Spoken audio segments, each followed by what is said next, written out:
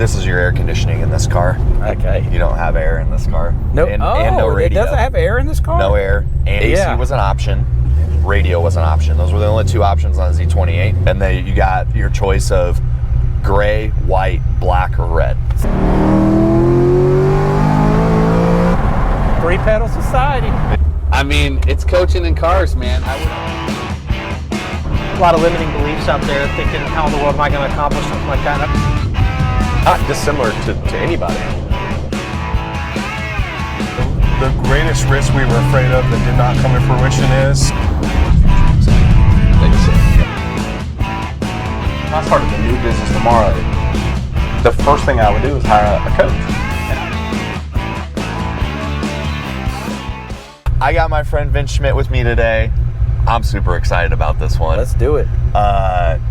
Owner, founder of Finding Full Throttle, Three-Pedal Society, and Anti-Racing Racing Club, which is what I have on today.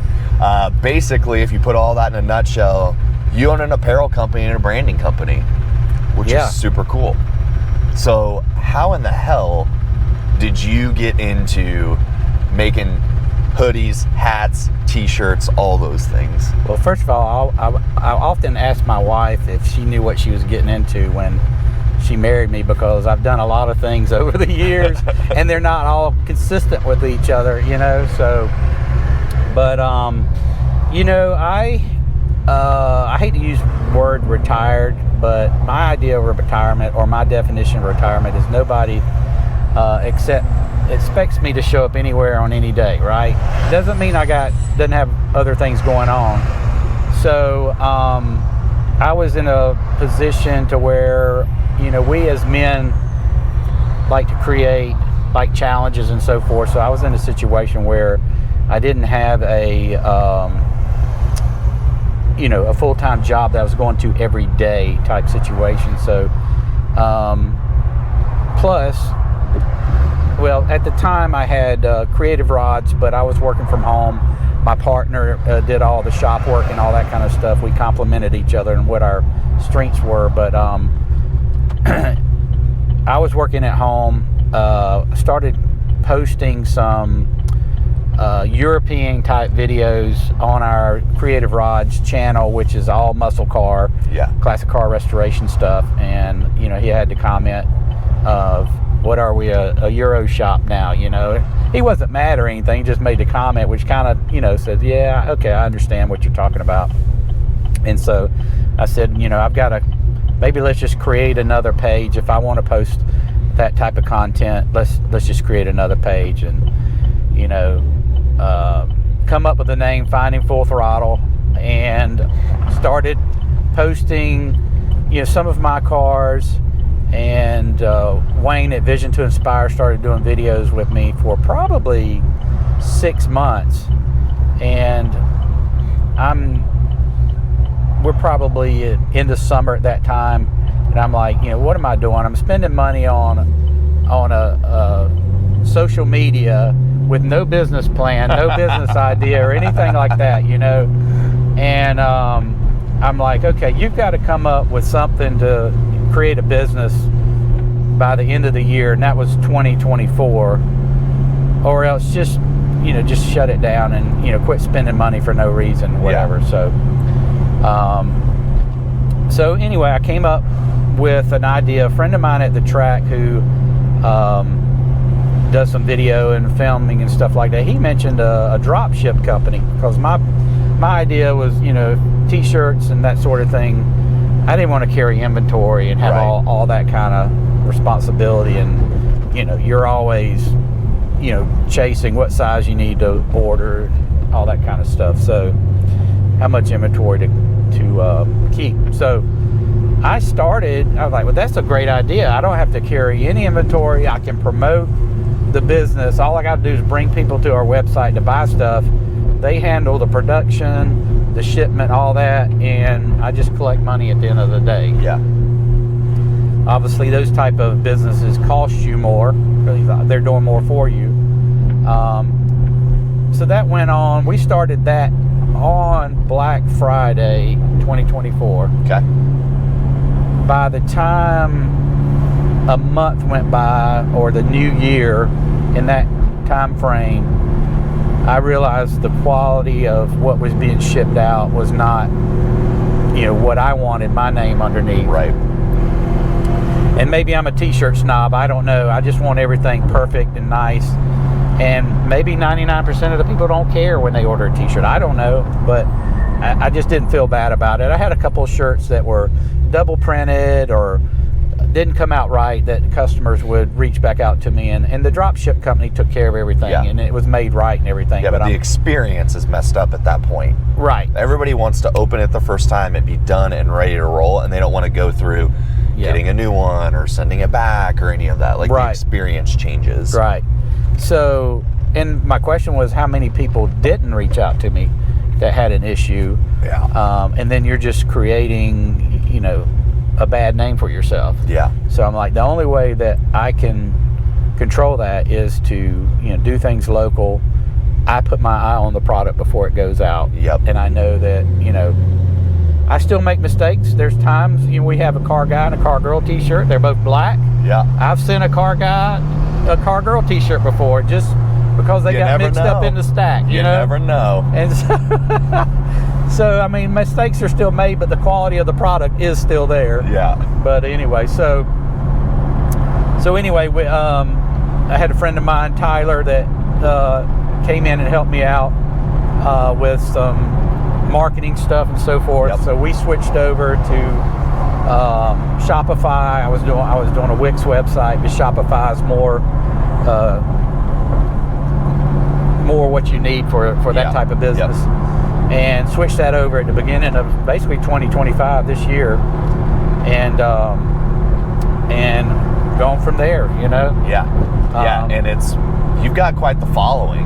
I mean, I go places, and first of all, people recognize the brand, but also I go places and I see your brand, especially in the Greenville area, on a weekly basis. So you got quite the following, and do a podcast, and you have a bunch of people in your corner, so to speak, that are talking about you online, talking about the brand, or you're collaborating with them, like Rebecca and like those groups, and Leanne, and so we've got a great group of people and car enthusiasts around, car businesses, from wrap shops to detailing shops to everything, that we're all friends and help each other out, which is amazing. We're not in competition with each other, and everybody wants to work with each other and so forth. Yeah. But surprisingly, I guess we have sold merch at Cars and Coffee and stuff, but a lot of my online sales are not in South Carolina. Really? They're all over the country. California being number one, Texas and Florida. And so, to see a lot of that here is surprising, because I don't see a majority of my sales coming locally. Yeah. That's great.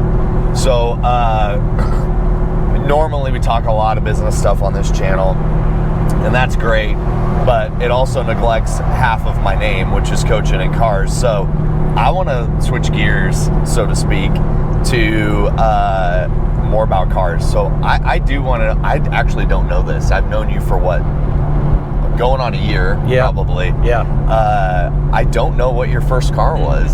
So what was your first car? Okay, are you ready for this? I am. I'm braced. It's nothing exciting. A 1981 Volkswagen Rabbit diesel. You had a Rabbit? Yeah. So my dad had a company, I guess during that time frame, a few years, I guess the early 80s it would have been, with fuel prices and stuff like that back then. So he bought all of his salesmen Volkswagen Rabbits. And so obviously when I got to the age of driving, that was a car that was available, and that's what I got. Did you get a convertible? No. The cabriolet? No, there was no cabriolet. It was beige or whatever color you want to call it.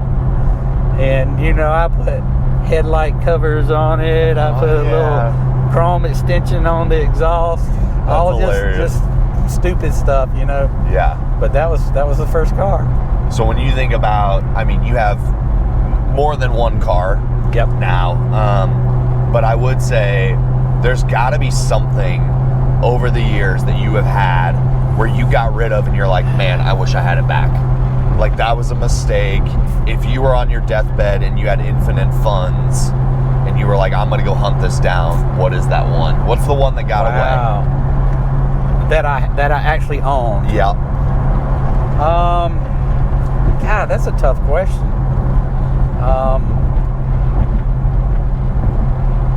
I'm going to have to come back to that. I'm going to have to put some thought in that. So you're going to have to move on to the next question because I don't have a lot of guilt in selling my cars.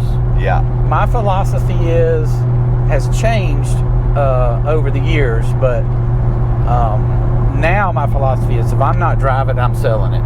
Yep. Because I've got multiple cars in my collection. At one time, when I was more in the muscle car collection, I had over 40 cars. Yep. So some of those cars needed to be fixed up or whatever. So I won't say there were 40 driving cars, but a majority of them were, and I just couldn't drive them all. Yep. You go, I'm going to drive this Chevelle today, and you go get in it, the battery's dead, and so that just frustrates you. So yeah. I have sold those cars off over the years and moved into the European market. But as I started selling cars, either personally or I've sold a lot through Barrett Jackson, I tell my wife what Barrett Jackson is like, as soon as I decide that I'm going to sell a car, it's gone to me. I'm like, when can you get it out of my garage? And with Barrett Jackson, it's a one-way trip. It's not coming home. There's no reserve. Yeah. It's being sold. So now when I make that decision, it's not that I don't care about the car. It's just that my mind is gone. Yeah. Yeah. And so no regrets. I don't have a lot of regrets on cars. A more recent car, I would say would be my R8 that I had, just because it was a good daily driver car. You could drive it, and it was a very loud car when you wanted it to be, but you could also drive it quiet. And when my buddy Matt would drive the car to Cars and Coffee and I would be looking at my own car, I'm like, man, that car looks good. You never see your car when you're driving it yourself, right? Yeah. And so it had that look, it had the stance and everything else. You get like car dysmorphia. Yeah. When you drive it, it's like, oh, it's not loud enough. It doesn't sound good enough. It doesn't look good enough when you're driving it. Then when you see it out in the wild, you're like, oh man. Yeah. Same thing with my GT3. Laura Hayes and I did a video one time, and I was in the GT3 RS, and she was in that car, and we were changing places and stuff. And I'm like, man, that car looks good. I think I probably own the record for the top speed in that car. Actually, oh, really? Yeah, I think I went about 6 miles an hour through a gas station parking lot in that GT3 RS. But so I guess the short answer would be the R8. I know that's probably not very exciting, but you think you'd have something back from your past, but I don't know. It's just I think my mindset is when I'm done. It's the same thing with muscle cars. Back in the day, if you were to go buy a car from me and you turn around and sell it for $10,000 more the next day, good for you. I've got to be happy with what I sold it to you for. I don't care what you do with it from that point. If you make $10,000 or more on it a day later, good for you. Some of that's probably the industry that you worked into. People brought you vehicles. You didn't get the opportunity to be attached in what you were doing before, and I'm sure that probably transfers over, into your personal life of just don't have the opportunity to be attached. Car is a car. It's metal. I'm gonna drive it, and I'm gonna lean into it, and then when it's ready to go, it's time to move on, right? I've kind of had that mentality in my life, but there are cars now where I'm like, man, the nostalgia kicks in of I remember the memories that I had in that car, and those are the things that I'm really wanting back, and the car is just a symbol of those memories. Had the owner of an exotic car company on here recently, and he said he had a GTO, and he met his wife in that GTO, and it's like, man, that memory, even if you didn't care about a 2004 GTO, if you didn't care about it, having it back to remember that would be just like a cool thing, My idea is all of my cars are for sale, and I'm not emotionally attached to them. There's some that I don't want to sell right now because they're investment cars, and I think the upside of that car, there's still room for that. So I would say they're all for sale, but some are for sale. You're going to have to pay me for them. And I don't mean that in the wrong way. It's just I'm not ready to sell them because that's not. I enjoy the cars, but also they're an investment. I don't think they've reached their potential yet. Speaking of little 65 Mustang and a 55 Chevy. Handyman. So what about, let me flip the question just a little bit. What about something that's on the bucket list? Like if I could own something before I die, what's the one where you're like, man, I really want one? I would probably say a roof. Oh, yeah. They're getting pretty few and far between. They are,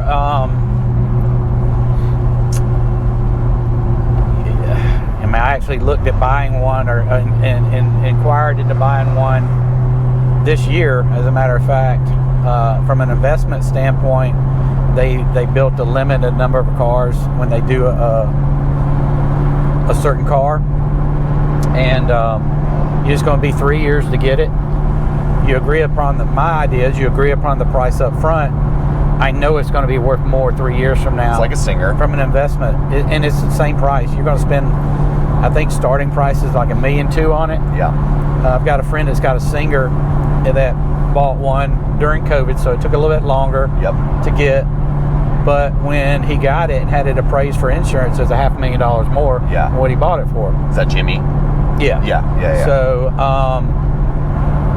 So I think the same thing with the roof would be the same.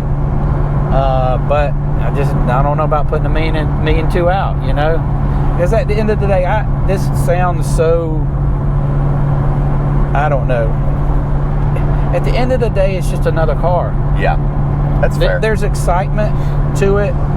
You go drive it, and once the newness wears off of it, just like anything else, you got $1.2 million sitting there on the floor that you can't get out till you sell it. So, I mean, I don't mean to sound like ungrateful for the blessings I have to be able to do that if I want to do it. But at the end of the day, it's just another car. Well, I would say, the hot crazy matrix? There needs to be like a money fund matrix when it comes to vehicles, because there's a threshold where you say like, man, the thrill is not worth the price tag on certain vehicles. And it's more of like the prestige of having it, and I mean, there's plenty of people that would argue this. This is just an opinion, but my opinion is you can find vehicles like, okay, let's take, again, just my opinion, let's take a Lamborghini Urus. I can have 95% of the fun in an Audi SQ8 or something like that for 40% of the price tag, right? So like there's like this bell curve of I can get the thrills for a certain price point, but anything over that, I'm kind of like, is it worth it? Well, I was following a buddy of mine home, Matt, last night. We were following each other back from the racetrack, and he's got I think it's a C5 Corvette. And he actually exited off at the exit we're coming up to right now last night. And, the engine braking when he says that car just blah, blah, blah, blah, blah, And I'm like, he talked about selling it, and I'm like, I'm thinking about buying it just because of the way it sounds. And I'm like, what philosophy is that, right? You know? And but so just the way a car looks, which we do in anything. You go look at a house, what's the first thing that you look at? The curb appeal, right? Totally.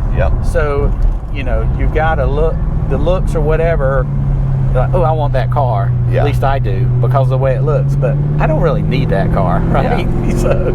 So I do want to know, what's the future for the apparel company? What's that look like? And what advice would you give to anybody wanting to enter that space right now? Because it's a competitive one. Yeah, it's very competitive. I have a couple of friends of mine that are social media influencers that are looking to get into it. And, I will tell you, I'm only a year into it and I know nothing. I'm still learning every day. But if I can pass whatever knowledge on to to him to help him out in any way, I will. But it is very competitive. As far as like graphic T-shirts and that sort of thing, it's all about the design. Yep. You know, and I have gone back on my word a little bit on being specific on the design, like a specific car, because I've got a new shirt coming out that I think will do well. We'll see. Maybe I'll prove myself wrong again. But being generic with your designs, I think is great. Like a 3-pedal society applies to everything. any manual transmission car. Yeah. No matter whether it's a sports car or whether it's not. Yep. So that broadens your audience. You know, I'm just having fun. I'm having fun with that right now. I'm having fun doing the podcast, and just, you know, as long as it's fun to me, I'll keep doing it. Yeah. And if we can eventually make some money, that'd help out too. Yeah, I think, you know, do what you love, right? I think that's the advice. Like, if you like it, odds are somebody else out there feels the same way. They're gonna like it too. You know, the 3-pedal society piece of it, I connect with that at a deep level because I only own sticks, and I've only owned sticks. But and they're going away, right? Sort of. I mean, there's some people that are still producing, you know, manual vehicles, but for the most part, they are going away.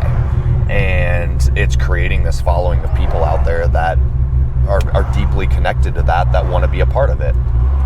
So, you know, like that's a thing that people connect with. So it's such a brilliant, you know, advertising piece for you. You pretty much have to be in a sports car to get a manual transmission today, because you're like that Volkswagen Rabbit that I had was a manual. Yep. But you're not going to go buy well, I don't know.